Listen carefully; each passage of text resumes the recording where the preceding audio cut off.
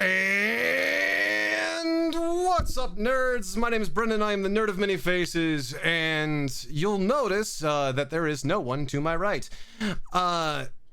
Unfortunately, my co-host Shane at FDScosplay contracted, unfortunately, the coronavirus. He is in good spirits. He is feeling much better, but was unable to join us today because he didn't have his tech in the room in which he would record and is in quarantined in. So yeah, it's just me today. But never fear, we did wrangle a guest for today's episode. Today's episode, we're going to be focusing on Warhammer 40K. And my good friend, Ryan the Goblin King, from Grim Dark Gaming, and the Hive of Under the Hive of Madness podcast is joining me today, and we're gonna have a great discussion about how to get started in Warhammer 40K, how to go about what's going to be the time investment, what army might suit you, and so on and so forth. So enough with just me. Let's go ahead and start this conversation. And of course, Katara hops up on my lap just as we start. Hello, yep, Ryan. It's like, hey. Hello, internet. Emmett's been in a couple of our streams because the fans have required it. No, it's like on my stream, I have a chat point reward system where my viewers can give Katara treats if they so want. So, yes, it's like when I stream, she is spoiled rotten. There you go. So, Ryan, it's good seeing you, even though it's in a digital space. Yeah. We have not seen each other since, it's almost been has it been a year since we last saw each other? It's been at least 6 months. What quarantines and lockdowns and everything else will do to you. Oh yeah. So Ryan, it's like, out of all my friends, I consider you a Warhammer 40K expert. It's like, well, I mean, come on, it's like, let me I know enough about the lore to be like, hey, let me channel my inner orc boy and believe it, so that way it is true. Well, there's your first mistake. They retconned that a couple of editions ago. See, it helps, but it's not the way it used to be. Anyway. Well, we'll see. It's like, you just corrected me, so therefore you are the expert. So Games Workshop is the creators of Warhammer 40K, as well as a few other games. I think they do a Lord of the Rings game, if I'm not mistaken. Yeah, they've got 3 major miniatures games. They have Age of Sigmar, which used to be Warhammer Fantasy Battle. They have Warhammer 40K, and then they have a Lord of the Rings. I actually think it may be called Middle Earth. Okay. May actually be the game title. But yeah, they've got those 3 games, and then they've got a couple of specialty games behind me. I've got Blackstone Fortress and Cursed City. And they also have Necromunda. I got some Necromunda miniatures back here too, and they've got Blood Bowl. But those are in their specialty line. I have played the video game Necromunda. Oh, Hired Gun? Yes. It's Dice. 2 hours for the first mission. I'm like, oh my god. It's like, why is this so long? Is this the first mission? Is in the one where everything goes out the window and you get screwed and you got to get saved later? Or is this after Cal Jericho has saved you? This is Before or after? This is after Cal Jericho has saved you. It's the train mission. Okay. Yeah. So the first mission. Yeah, it's like I consider everything else to be introductory. It's like introduction. It's like, here's how you play the game. Yeah, it's the tutorial section. Exactly. It's like, press these buttons to have this happen. And what army? I mean, I do know that you are. It's like you are. Well, I'm going to ask this question. It's like you are primarily a Tau player, correct? I am primarily an Eldar player. Okay. However, I was working on my Tau army exclusively the last couple of years, so they were the. So I don't know. So long story short, too long didn't read. I run a podcast, and you can find out all about my history there. But for the purposes of your podcast, I got out of Warhammer 40K pretty majorly towards the end of 6th edition. A lot of stuff rules wise had kind of changed, and the game had gotten a little clunky, and it just wasn't really a scene I wanted to be part of anymore. And at that point I had started working for, and you know this because I was writing for them a couple of years ago. I started working with the Heralds of Ruin guys, who had continued the fan version of Kill Team. And when late 7th, early 8th had become a thing with Warhammer, I had gone back to my collection, and I had kind of evaluated what I wanted to do with my hobby and where I wanted to take my hobby time. And I had had a lot of fun making my kit bashes to get the 6th edition, technically the 4th edition, so that we're talking like early 2000s Tau models, up to a consistent point where they'd started to match some of the artwork that was being released. And at that point, Games Workshop had started releasing the new Tau line. So Tau had been the first shelved army that I took a bunch of parts out of. I sold a bunch of my old stuff, and I started buying the new plastic models because I liked them. I liked them a lot. So I was very deep into working on my Tau and my Orcs probably 2-3 years ago, right at the beginning of 8th. The group that I started playing with, Jim Dark Gaming, my what do we call it? Narrative play. So there's 3 ways to play.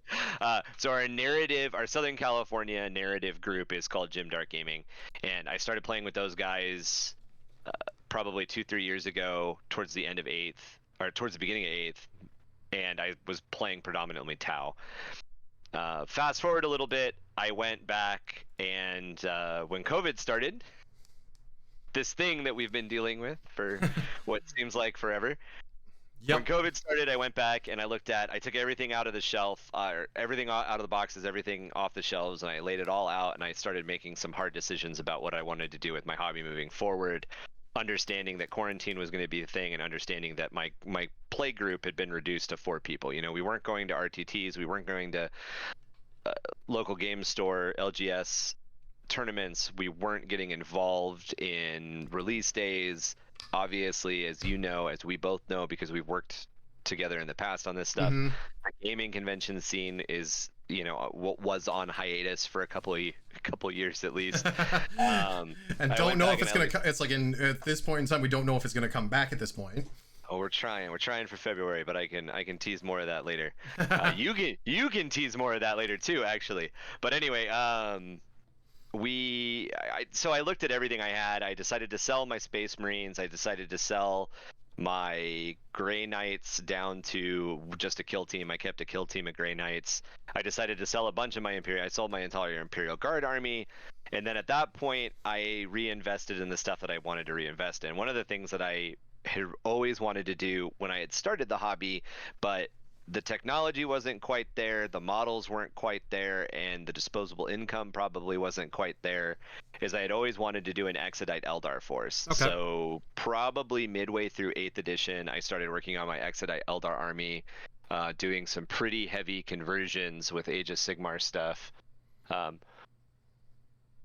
I'm sorry for the studio. We spent a lot of time getting our podcast studio set, and our podcast studio is not in my spare bedroom. My spare bedroom is just where I work on my hobby. So all of my shelves are I'm facing my shelves. They're not. So sorry people can't see them. But to give you an example, this is a Exodite conversion I did for a Fire Prism, which is one of the Eldar tanks. That is beautiful. Yeah. better pictures, videos, and all of that can be found on my Instagram and my TikTok and all of that. But it just very, very heavy conversion to get this done, and that's something that you need a little bit of time, you need a little bit of expertise. I'm a much better fabricator now than I was when I was 12 years old and started playing the game. There's been a lot of changes in my life, and I kind of was at a point where I could start working on my Exodites. So I started working on my Exodites, and they're my primary army right now. Those of you who have seen me before on stream, or go and watch our stream because Brendan is showing you our crap, you'll see me get tabled by Imperial Knights in like 3 turns. But yeah, it's been a lot of fun. So my primary focus right now is on my Exodite Eldar. My secondary focus is on my Rat Mechanicus, which is Dark Mechanicus. It's another faction in Rat the game. boys. Yeah, my Rat boys, my Skaven that I'm bringing in. So Skaven is an Age of Sigmar army that I am bringing into Warhammer 40K because of some of the literature that I've written, some of the short stories I've written myself that take place in the game world. So I've been working on them, and then I've got like 2 or 3 other major projects going on right now. I started working on my Black Legion. I'm rehabbing my Word Bearers, and I'm pretty much just a Chaos guy at this point. I either play Chaos or Xenos. I'm not an Imperium boy anymore. It's like, which is kind of funny because for me, it's like my first army is Custodes, and they are in direct service to the Emperor in Warhammer 40K. And yeah, they're the Emperor's bodyguards.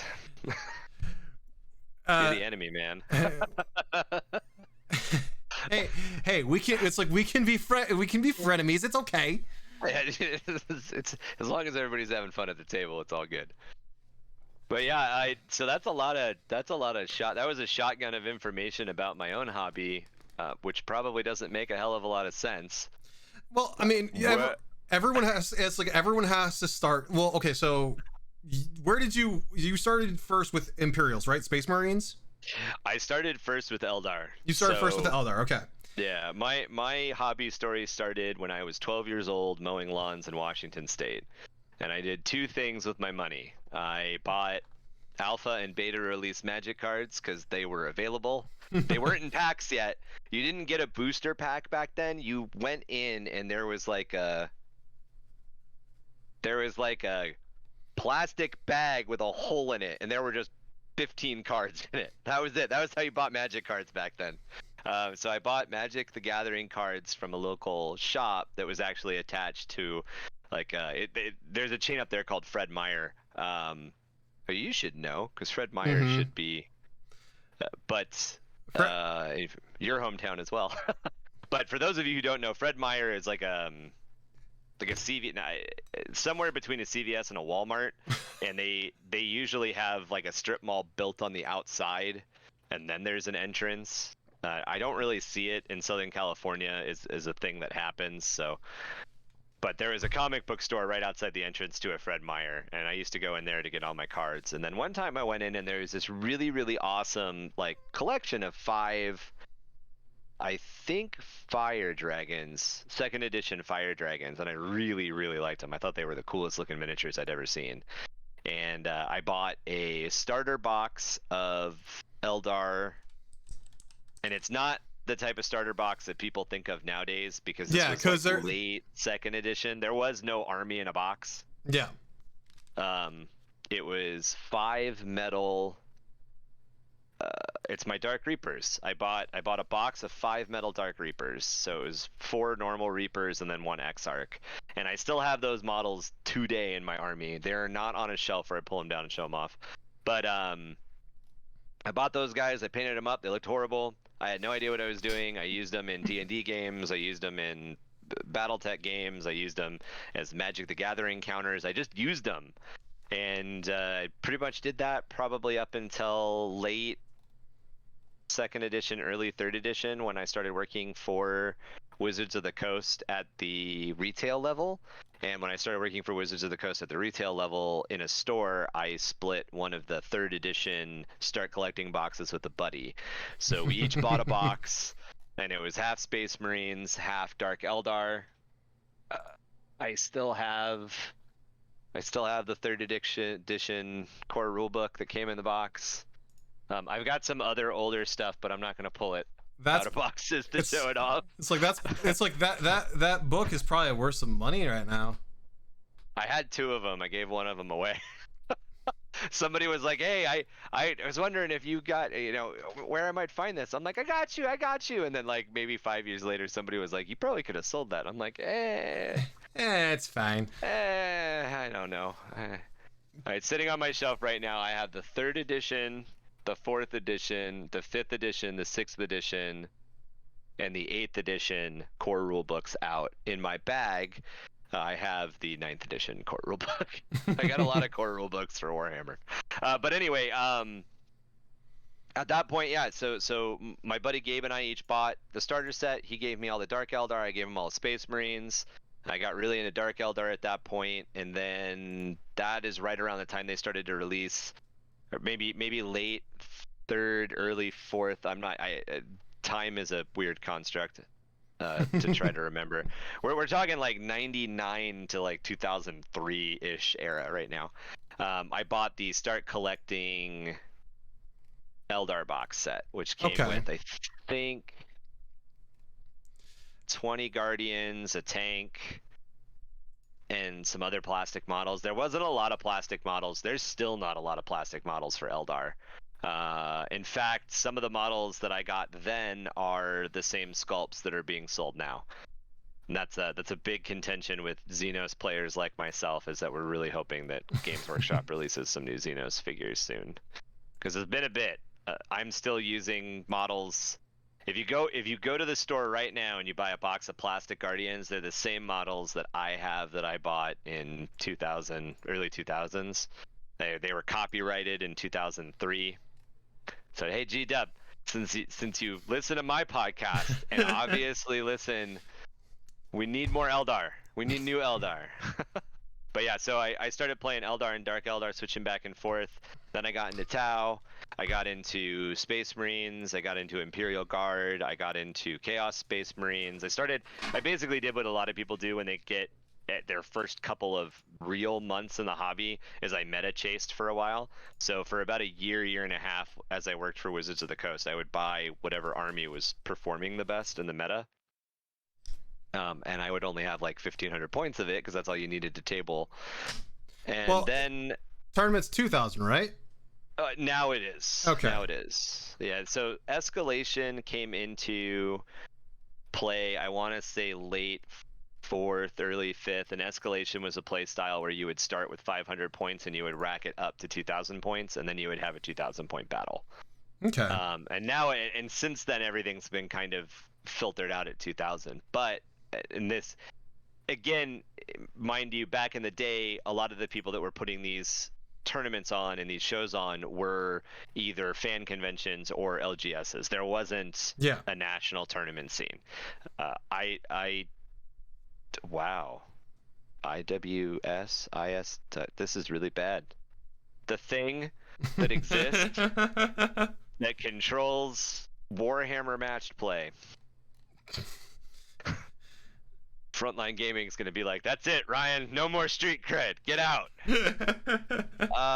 Shoot, man. Anyways, so there is now in place, there's RTTs, there's another acronym that is out of my head now because I'm trying to talk about it like I know what I'm talking about.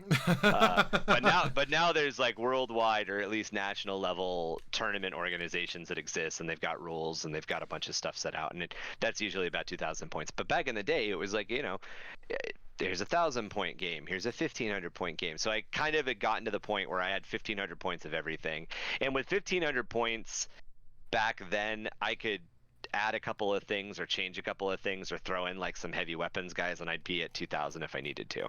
Okay. It's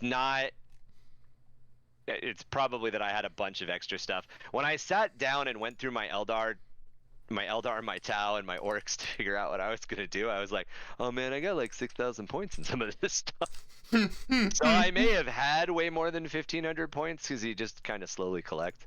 Yeah. But yeah, I had meta chased for a while, and then kind of late 5th, I believe, is when Cities of Death came out. Cities of Death is all about city fight stuff. It became very, very compact, very, very close quarters combat games and game scenarios. It's also around the time that the original Kill Team came out. And originally, Kill Team was just a chunk of chapters in the back of the core book. It wasn't a separate game. Yeah. And I got really into that, and that kind of started changing the way I played. I started developing attachments to armies. My word bearers are pretty important to me. For those of you who know anything about Warhammer, I have a Warhammer tattoo. I have a Chaos Cross Undivided on my arm. So yeah, Chaos factions got super popular, or became something that I really kind of internalized as something that I liked a lot. I started working on my word bearers quite a bit more, and my Tau a lot, and then it just kind of matured into pretty much only liking the Chaos forces and the Eldar, and the Xenos forces. My absolute hands down favorite armies, period, throughout the entire hobby are the Skaven and the Kroot. Skaven don't exist in 40K. They're only in Warhammer Fantasy Battle. I played a lot of Warhammer Fantasy Battle back in the day. I've got about 4,500 or 5,500 points of Skaven, and then I like Kroot a lot, and Kroot are attached to the Tau, and they really should have their own codex. So my Krooty boys is done wrong. So, I guess, like it's like you've talked somewhat at length in terms of like, so ultimately the question is going to be, it's like, okay, how much money do you think that you have spent on Warhammer 40K? Okay, the door is closed. I've probably spent an irresponsible amount of money on Warhammer 40K. I don't know. I can't necessarily get. I would imagine between money on figures, money on paint, money on learning curve, money on weird supplies, I've probably spent in the neighborhood of 10,000 in my entire hobby career, maybe more. I've probably made about 6,000 though from selling stuff. So, maybe 16 is where it should be. I'm not 100% sure. I've also made a lot of money selling terrain. I made money on So this is not a hobby you get into unless you're really looking for a hobby. However, Warhammer 40K, Magic the Gathering, Dungeons and Dragons, any of these games that have a collectible component often get a little maligned by the general public. And a lot of that malignment comes in, oh, well, you're spending way too much money. I have friends that are backpackers. That's what they do. They backpack. That's their hobby. They've got $500 boots that they think I should buy. They've got $60 socks they think I should buy. They want me to buy a $1,700 ultralight backpack. They want me to buy a $400 camelback. I need to invest in $1,600 tires for my car so I can get to the site. I've got to have a portable blah blah blah. I got a good this and a that and a this and a that and a this and at the end of the day, I'm like, so it's like $21,000 today if I want a backpack with you on Saturday. That's what you're telling me. Yeah. But it's much cheaper than Warhammer. Warhammer's a waste. This is, and I'm like, I have crap I went hiking with when I was a Boy Scout that I will still use. I don't care if it's 5 pounds heavier than your backpack. I own it already. It's what I'm using. Yeah, I mean, it's like, as you can see behind me, it's like you can see like the small little custom artwork. Well, the custom artwork, but I am more referring to the Appa Cap shield here. I mean, because I'm a cosplayer, and it's like I spent probably too much money on that, but it's a damn good looking shield. And it's heavy. I don't want to be hit by it. There's that, and I mean, to me it's like, okay, this kind of puts the cosplay together, and that in all honesty is like the most expensive part of the cosplay. So, and since I have that, it's metal. It's not like nothing is going to happen to it unless unless I hit it with a car. I was gonna say, where's my most expensive? But I have a very expensive cosplay prop. I mean, I legitimately used it, but the single most expensive thing I have ever bought in one sitting was the sword that I used to lifesteal fight with. Probably about the same, if not more expensive than your shield. But it's just the thing that happens. Some people collect antique cameras, and some of that stuff can be $6,000 a pop. Some people, I don't know. Some people have pop figure collections that would put my Warhammer collection to shame monetarily, and that's just bought off the shelf. I'm not even talking about the collectible side of pop figures. Yeah, no, it's like I mean, let's put it this way: any type of collectible hobby has the expensive. has the potential to cost you a lot of money. And I mean, so like really it's like, okay, this is how you decide to spend your money. So in terms of like how people spend their money, for me, I know that when you and I discussed the whole entire thing of what army should I think about getting, because we went to a game store, here it's like that's in Mira Mesa. No, you came down here, or well, I say down. You came up here. You went to we did your your first purchase was at my LGS. No, it wasn't. It was at Eddie's Games. Was it? Yeah. I thought it was up here for some reason. Anyway. And like my thought process was, it's like, because I didn't know anything about the lore. I was like stuck between two different things. I was stuck between getting Space Wolves, because who doesn't want to play werewolves, or dudes riding wargs. I mean, it's like, okay, this is like Lord of the Rings. They're not riding wargs. There are no wolves on Fenris. I don't want to. I'm angry about it. All right. Or it's like because these guys caught my eye, and this is a unfinished Dawn Eagle jet bike, because I'm like, how cool would it be just to roll up and have like a biker gang be on the table and everything else, because like to me that seemed like a really cool idea. And then I couldn't talk you into white scars because they didn't wanted them to be gold. They didn't, and it's funny because I paint them black. Well, you also got into it right before Indominus. Well, probably like 6 months before Indominus came out, and the new Space Marine bikes look pretty dope. The old Space Marine bikes looked not dope, not as dope. Yeah, so I started, I got some paint, and I had lots and lots of time. That has thus since gone away with stuff slowly but surely coming back. I mean, still like almost zero event work for me, but like doing this and working part-time here and there, and basically just doing the hustle. I have kind of fallen behind in terms of my painting, which I'm pretty sure has happened to everyone. Getting burnout on painting is actually pretty easy. You gotta figure out how to balance your hobby. So. And I mean, it's now to a point where it's like I had fully painted models, and now I have to go through and rebuy those models because the pegs broke or something like that, and I haven't used them once. And I can show you how to fix a bunch of that stuff. all right. Well, brass rod's your friend.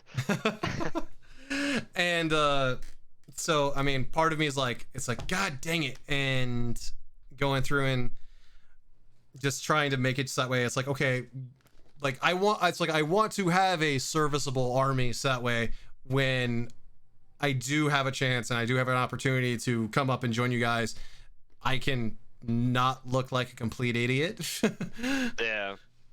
Yeah, so kind of what you're getting at is you were looking at, I remember very distinctly. Oh, that's what it was. So you had come up here so we could look at stuff. Yes. You may not have bought up here, but you had been looking at Imperial Knights because the buy-in is actually relatively low for Imperial Knights. The cost per model is very high, but you only need like 4 of them. Yeah. And I like big mech things. I mean, I build Gundams. Yeah, it's a pretty good. I'm surprised you didn't get. Honestly, I'm surprised you didn't get into Tau. Everybody always sees my Tau army. They're like, "Oh, you were a Gundam kid, weren't you?" I'm like, "No, I don't like Gundams." They're like, "Why do you like Tau?" I'm like, "Cause big robots are dope." They're like, "Then why don't you like Gundam?" I'm like, "Cause I'm a BattleTech kid, and there's a line in the sand there. You're either a BattleTech kid or you're a Gundam kid." I say that, and then one of my co-hosts, Tom, is a Gundam and BattleTech kid. Anyway, so to kind of get to the cost thing, though, this is the Orcs Start Collecting box. It goes for $90 if you can find it. The Start Collecting boxes are kind of going out. They're being replaced with combat patrols. But just for sake of getting into how much does this hobby cost, the box comes with 19 minis. So that's about $4.70 a miniature, which isn't that bad if you really think about it. And if I were to actually break it down by value, one of these is a tank. So that alone is probably $10, which really means that the math should be even different. But that's this is 500 points that you can put on the table with some friends tomorrow. You can spend an evening gluing it together. So for probably $95, after tax, say $100 after tax, you can have everything glued together, ready to go on table for 500 points the next day. And then at that point, you just expand what you want.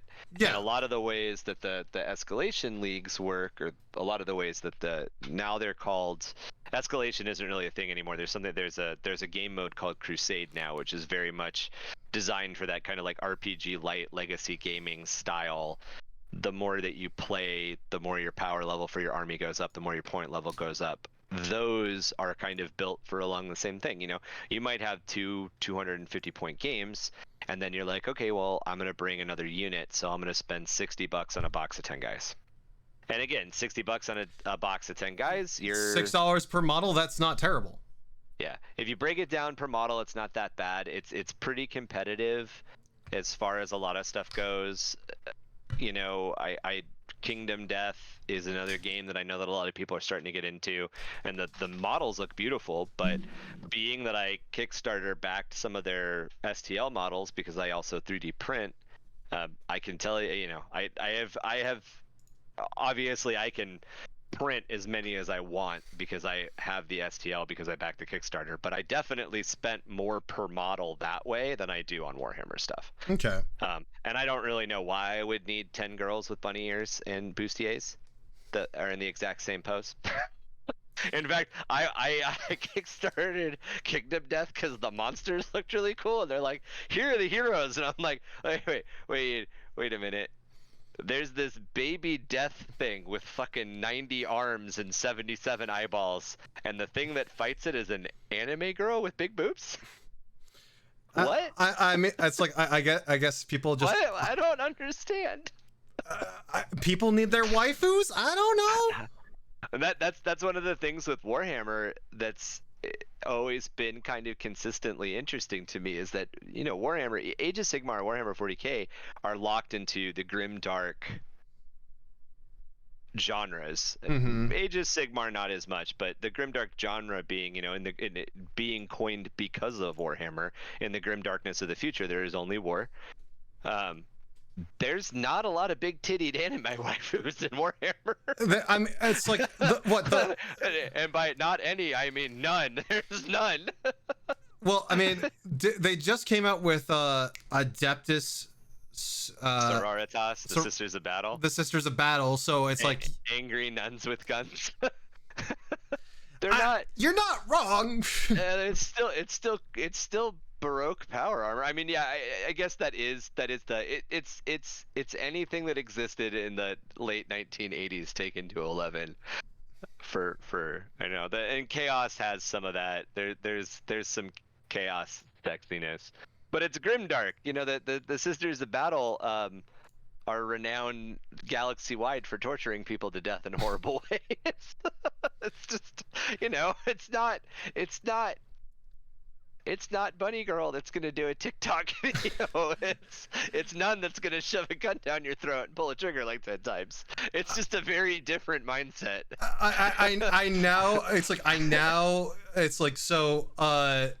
Now for some odd reason this is like stuck in my brain and I can't get it out.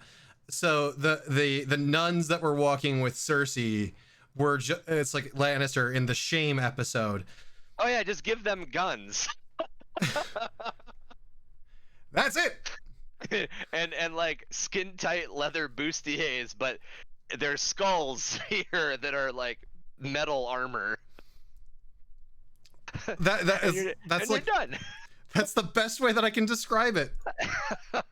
So we did an episode on our podcast about getting into, you know, kind of laying the foundation, where to start, how to get into the hobby, and we broke down who gets attracted to Warhammer 40K.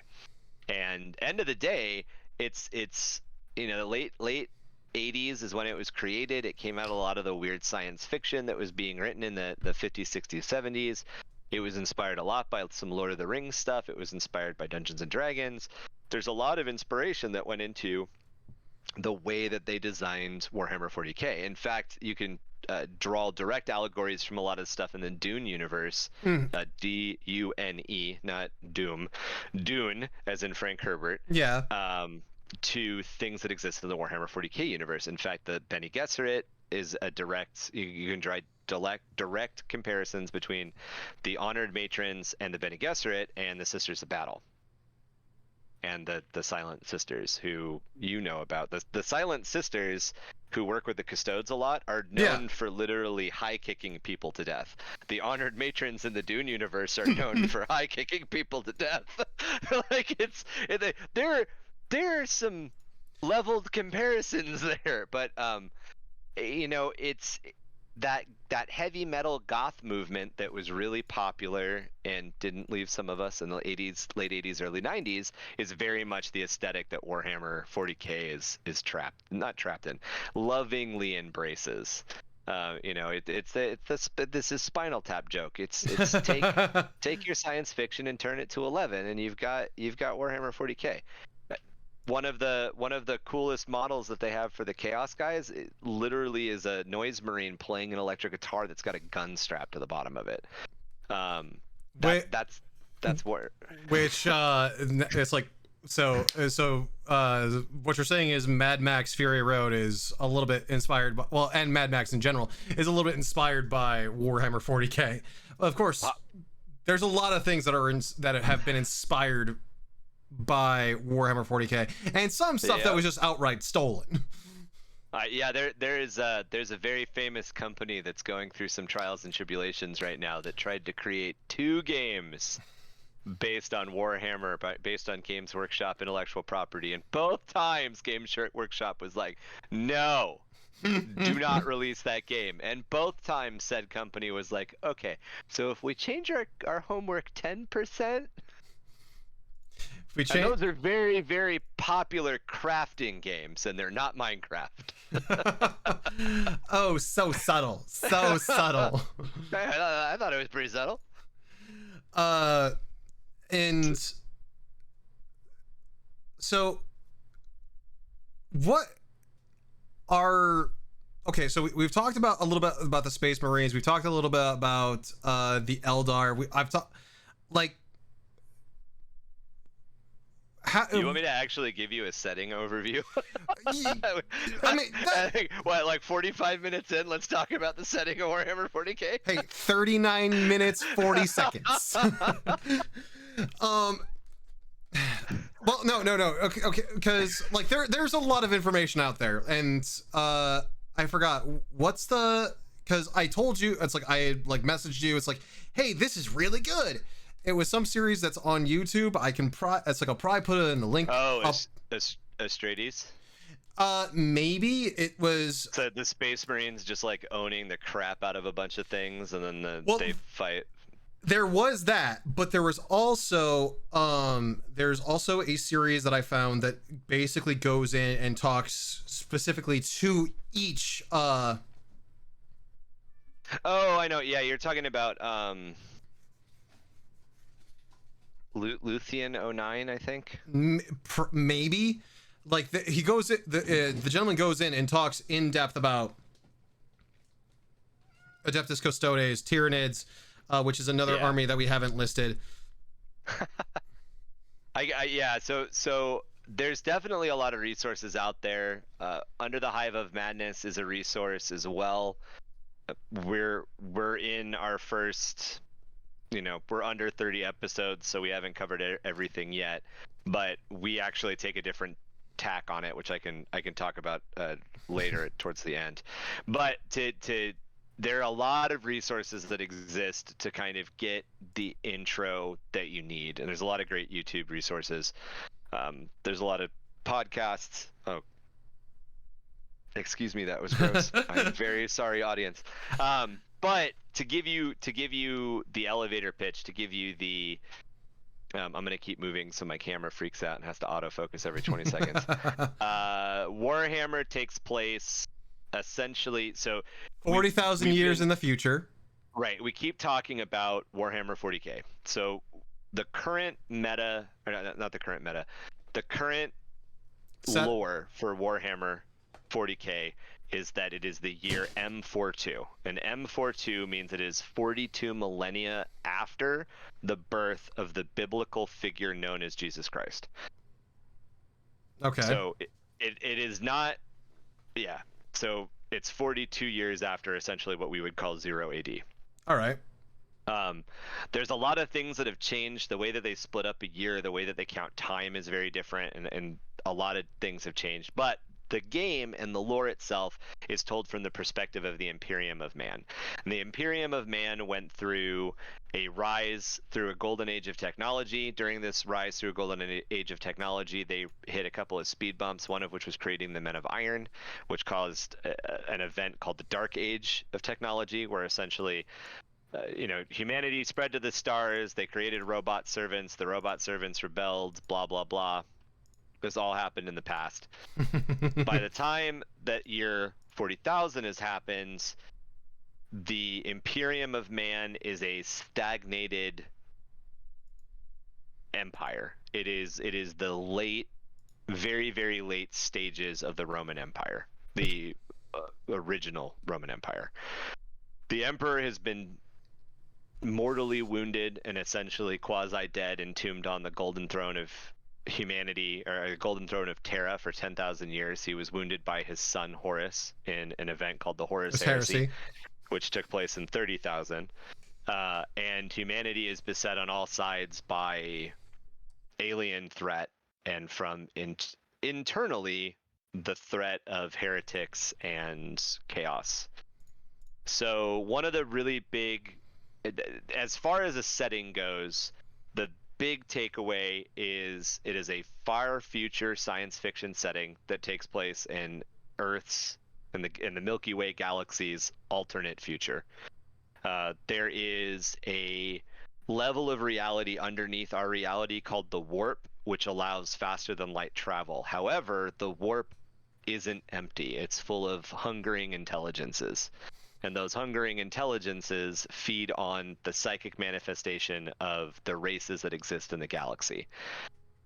And to get into way ancient history, there's a reason why it exists, but from an introductory level, all a new player needs to know is that there are 4 chaos gods, and that they sit in opposition of the Emperor and the Imperium of Man. There are then the Xenos races, the alien races, that beset humanity from the outside. So humanity has reached a level where, even though the Emperor taught a technological secular society, that was what he attempted to set up as his Imperium when he spread humanity, when he reconnected humanity through the stars. He basically went on a giant crusade to bring all of the human worlds back into compliance.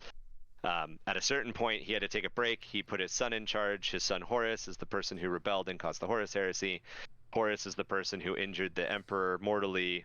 The Emperor psychically and physically blasted Horus into atoms, and Horus no longer exists as anything other than stories. But at this point, humanity is incredibly religious, incredibly, in the year 40, in the 42nd millennium, humanity is incredibly religious. They are incredibly superstitious. There is a Imperial Creed, which is essentially a state-funded terror organization which enforces the religion, the religious side of the empire, the Imperium of Man. And everything is just steeped in backwards, superstitious, whatever you want to call it, ritual. People have forgotten how to build new technologies. It's actually heresy to investigate or attempt to innovate new technology. So it's not that we've forgotten how to do it. The church will kill you if you attempt to innovate on any existing technology. And you know, the standard of it is the pinnacle of imperial technology at the fall of the empire, or the fall of the emperor, the mortal wounding of the emperor, was the Space Marine.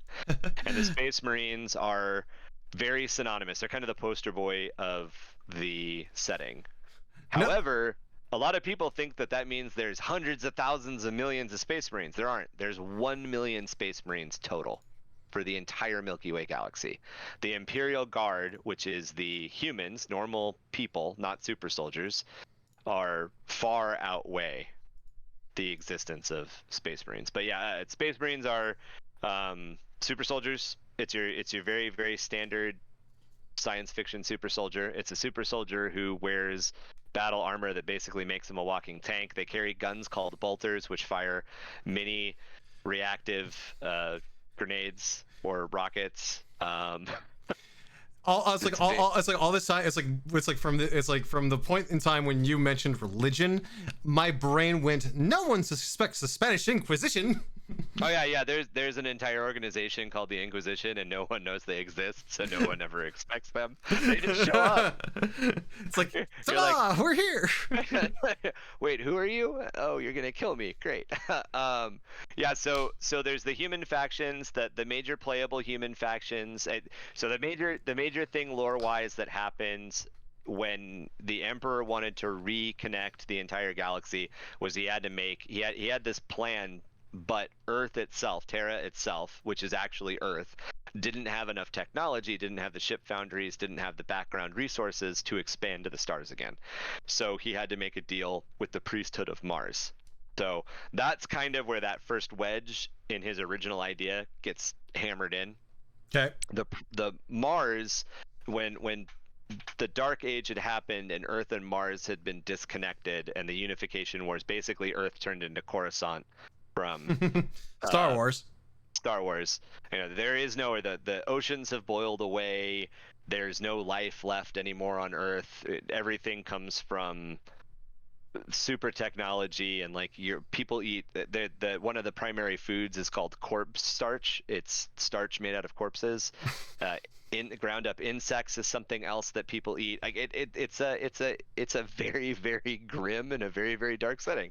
But anyway, so the Emperor had to appeal to Mars. Mars had turned into a technocracy, so they worshipped technology as a god, and they saw in the Emperor, so that they have essentially 3 different facets. They have the Omnissiah, they have the Machine God, and they have got the machine spirits or machine. It's essentially everything is very like, what if Catholicism went wrong? I just summed up 40K. What if Catholicism went bad real fast, and then everybody had guns? But so the Emperor had to appeal to the priesthood of Mars. The priesthood of Mars became part of the human Imperium, and then they were able to go out. So the human factions that you've got are, you have the Space Marines are probably the most famous. Space Marines are 9-foot tall walking super soldiers. The next chunk that you have are the Adaptus Mechanicus, which is the priesthood of Mars. Mm-hmm. They believe that the flesh is weak, so they will actively replace their flesh, their human fleshy bits, with machine bits to become closer and closer to God. Now, you'd think that they would do this by going under general anesthesia and having like a doctor very slowly. No, they grind, like with a grinder, no anesthesia. They take a grinder and they grind you from your fingertips all the way to your armpit. And you're not allowed anesthesia, and you have to stay awake during the whole thing. And then they're like, okay, cool, now we'll give you a fake arm. That just sounds like a whole lot of nope. Yeah, just not fun. Then you have the Imperial Guard. So then you've got a massive organization called the Administratum. The Administratum runs the administration of the Imperium. The Administratum controls the Imperial Guard and the Imperial Navy. The Imperial Navy is not really a playable faction. The Imperial Guard is a playable faction. Then you've got a lot of specializations in there. You have the Adaptus Sororitas, which we already mentioned, which are essentially, they are part of the Ecclesiarchy, which is another branch of the Imperium. The Imperium is split into the Inquisition, the Administratum, and the Ecclesiarchy. Those are the three major things, but nobody knows about the Inquisition. It doesn't exist.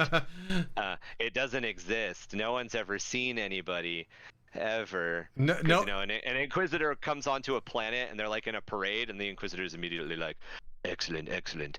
There were 2.5 billion people at the parade. Kill them all. The secrets must be kept. It's Warhammer, man. This is what happens. I don't know what to tell you. Then you have the Adaptus Custodes, who you play. The Adaptus Custodes are. I'm building. I haven't played them yet. Okay, they're your faction. They're the Praetorian Guard of the Emperor, so they are basically like super powered Space Marines. Then you have the Knight households, which are old feudal households which control giant mechs that they ride into combat, and they fall into two. They either swear their allegiance to Earth or to Mars, depending on household. But that's all the humans. That's all the good guys. There's also the Grey Knights and the Death Watch. The Grey Knights are a specialized branch of the Inquisition, which is made up of Space Marines. A lot of them have they have their heritage. They have the beginning of their faction is in the heresy, and why they exist has to do with the Horus heresy. But the Grey Knights are essentially very specialized demon hunters. They're very scary. They're the two big elite factions for the Imperium are the Custodes and the Grey Knights. And then you have the Death Watch, and the Death Watch are think of the Knights. Honestly, the best way to sum up the Death Watch really quickly is it's the Night's Watch, except the wall that they stand on is the wall between humanity and aliens. And by aliens, I mean like legitimately Geiger aliens. Their job is to hunt down and exterminate the things that don't generally fall into the stuff that the Imperium wants to admit it exists. Then you've got the Chaos factions. The Chaos factions can be summed up I'll sum them up as quickly as possible. You have Chaos Knights. They're knights who have fallen to Chaos. You have Chaos Space Marines. They're Space Marines who have fallen to Chaos. You have Traitor Guard, which are Imperial Guard that have fallen to Chaos. And you have got Demons, which are warp entities given real life. They are the Neverborn. And when I say demon and picture a biblical demon in your head if this is your introduction to Warhammer, because that's about as close as you're going to get. However, it's actually the original Latin word, which is daemon, which Deamon, which basically just means an intelligence unknowable to man. So demon, the original usage of the word in Latin meant angels, devils, dragons, anything we couldn't understand was a demon. It was an intelligence we couldn't understand. So it very much works because demons are intelligences that humanity can't understand. If you want to know what the warp is and you're okay watching horror movies, you can watch Event Horizon and you'll get a real good glimpse at what the warp is. In fact, it's a nod, wink, wink, chuckle, chuckle. The director, it's Paul W. Anderson, right? It's the same guy who did Resident Evil. Paul W.S. Anderson. I will check the interwebs. Well, you confirm. He is a Warhammer 40K fan, and he has mentioned, oh yeah, it's an unofficial prequel, you know. And then of course, I'm just kidding. It's not. Ha ha ha. Wink wink. That'll give you. Wait, what was the movie title called again? Event Horizon. It's great, man. It's messed up. Oh, It's from '97. It'll still mess your dreams up. Oh, yes, Paul W.S. Anderson. Yeah, Paul W.S. Anderson. It's the same guy who did the Resident Evil movies. Then, of course, you've got a bunch of flavors. I had mentioned my Skaven Mechanicus before, and I play them as Dark Mechanicus. So the Adaptus Mechanicus had a schism during the Horus Heresy, too. So there are good Mechanicus people, and there are bad Mechanicus people. There are Imperium Mechanicus people, and there are traitor Mechanicus people. Don't try not to think of Warhammer in terms of good or bad. Everyone's messed up in some way, shape, or form. Awful genocidal maniacs. And then we get to my favorite part are the Xenos factions. So the Xenos factions are the Eldari. The Eldari are split into essentially 4 factions. There is Craftworld Eldar, which are Eldar who live on spacecraft the size of planets. There are the Dark Eldar, or the Drukhari, which are Eldar. Dark Eldar and Drukhari are the same. They are the Eldar who did not change their ways after the birth of the fourth Chaos God Slaanesh. This is like everything I say could be a 30-minute talk. So if you like any of this, listen to Under the Hive of Madness. Or Brandon will kill me. Then there is. Well, no, it's like I'm not gonna kill you. I'm just gonna have a lot of editing to do. I'm gonna be like, and we're done. There's the Exodite Eldar, which are Amish Eldar. Easiest way to explain it. There are the Harlequins, which are super popular right now because they're Harlequins. And think of Harlequins as in what the Harlequins are, not Harlequins as in Harley Quinzel. Those are very different things. But that idea, Harley's original costume, that checker costume, put that in your head. Murderous space elves, Harlequins. And then right now there's another faction kind of called the Ynnari, and the Ynnari is just all those factions mixed together.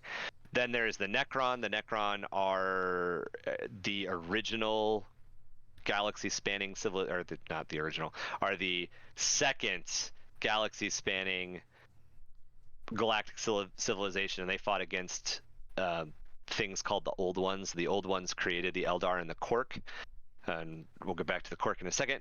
So the Necrons basically used to be called the Necron tier. Their bodies were dying, and they made a pact with dark powers to become Terminators. It's an entire army of Terminators. Think of the Terminator franchise. You got an army of them, daddy boys. I can think of worse things to have. Yeah. Then there's the Orcs. The Orc used to be the Kork. The Orcs devolved from the Kork. The Kork used to be a little smarter, but overall, Orcs just like fighting.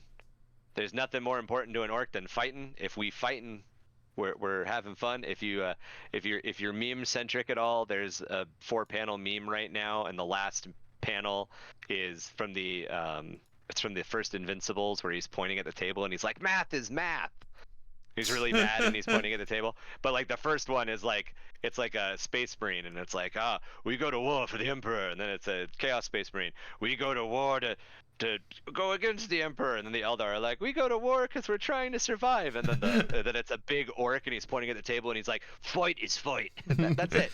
Orcs just love fighting. That's their entire personality. That is their entire personality, and that's exactly what it is that they want to do.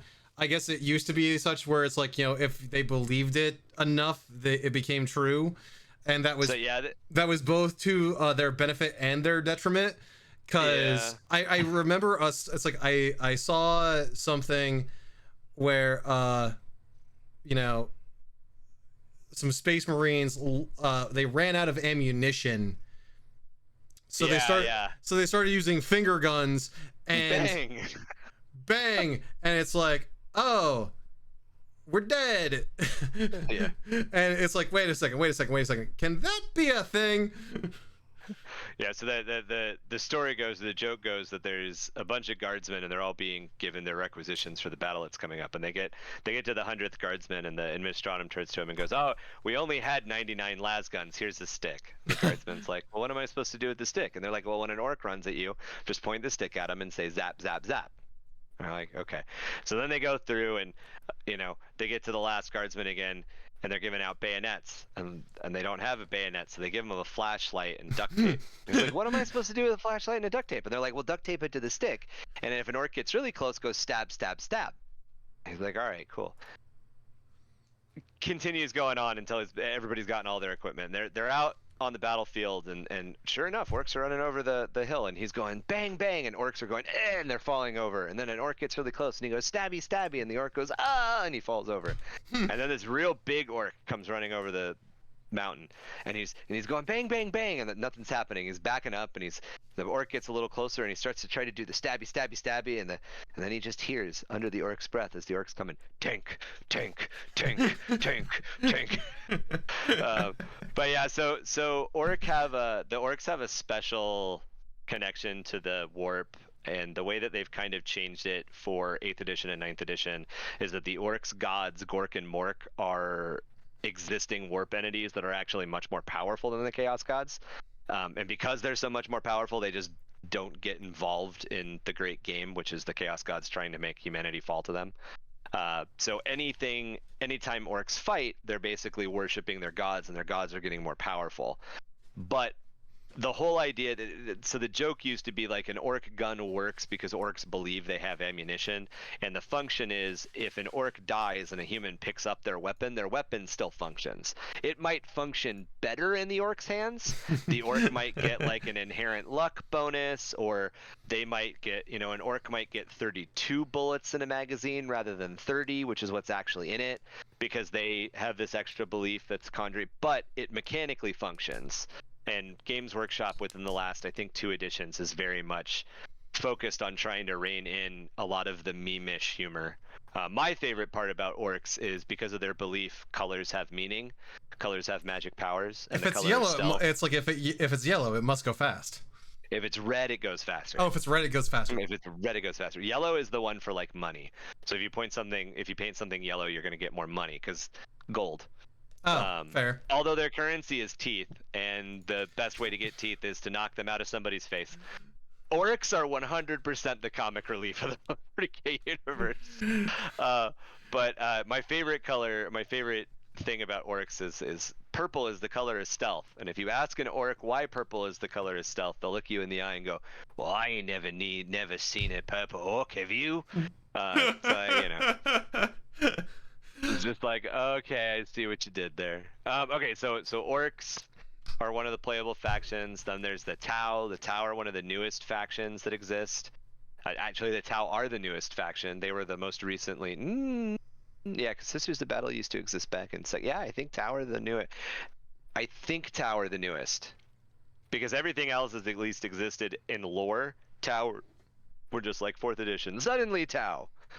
Tau are one of the youngest races. They've got some of the most impressive technology. They are pretty much only managing to keep a foothold in the universe because their technology is better than the Imperiums, and in some cases enough to hold off the Necron. And then the last race are the Tyranids. And the Tyranids are a hive consciousness, and they exist to eat. And I take that back. There is a new faction, the Gene Stealer cults, but Gene Stealers and Gene Stealer cults are kind of part of the Tyranids. They play different. They're their own army, but from a lore perspective, Gene Stealers show up on your planet and they wreck everything, and they get the planet ready for the Tyranids to come and eat it. So okay, let's break this down here. Play orcs if you want to laugh. Play. Yeah. So we have in Under the Hive of Madness, we have something we call the Golden Three, and the Golden Three are Eldar, Imperial Guard, and Orcs. If you don't really have an idea what you want to do and you're just looking for a place to start with those three. You're going to get a lot of information from just looking up those three things. They all have wiki pages. They've all got videos on YouTube. You know, there's YouTubers I'd steer you away from, but anything you find really will give you kind of a basic. And then at that point, you're going to find out who the Eldar's biggest foes are. You're going to figure out who the Orcs' biggest foes are. You're going to figure out who the Imperial Guard's biggest foes are. And that'll kind of lead you down the rabbit hole. Okay. If you're getting in, you're trying to get into the game and you're trying to figure out what you want to do right off, the top, right off the bat, pick what looks cool, because the meta is going to change in like 3 months anyway. As it does with every other game on the face of the planet. Oh yeah. Well, that about wraps it up for our time. Ryan, thank you so much for being, filling in this week. Yeah, definitely. Thank you for thank you for coming, and thank you for discussing Warhammer. Definitely one of the longer conversations that I've had with you in terms of Warhammer, and I can't wait to have more, in all honesty. In terms of our next episode here at the Knights of Nerd, I don't know what that's going to be, considering I won't know Shane's status in terms of his health until later. Again, we wish him the best. We want him to have a fast recovery and come back and do all the fun things. I think because August is almost over, right? Yeah, it's the 22nd, man. Where does time go? It's fake. It doesn't exist. Well, yeah, thanks for having me on. I definitely look forward to having you at our stream table. Looking forward to having you on our podcast sometime in the future. And I think next episode we are either going to be doing our cosplay episode in terms of cos planning, which is not actually going to be it's not going to be a part of the roundtable series, or it's going to be based off of Shang-Chi and Legend of the Ten Rings. But other than so very linked subjects there. Yeah, I know, right? But other than that, thank you for joining us this evening or this afternoon, whenever you are deciding to watch this. My name is Brendan. I'm the Nerd of Many Faces. Again, thank you to Ryan, the Goblin King, at the If you guys want to hear more about us and our bullshit, Under the Hive of Madness. Yes, Under the Hive of Madness. Links will be in the descriptions down below, and we hope to see you next time at the round table. Thank you, and have a good day.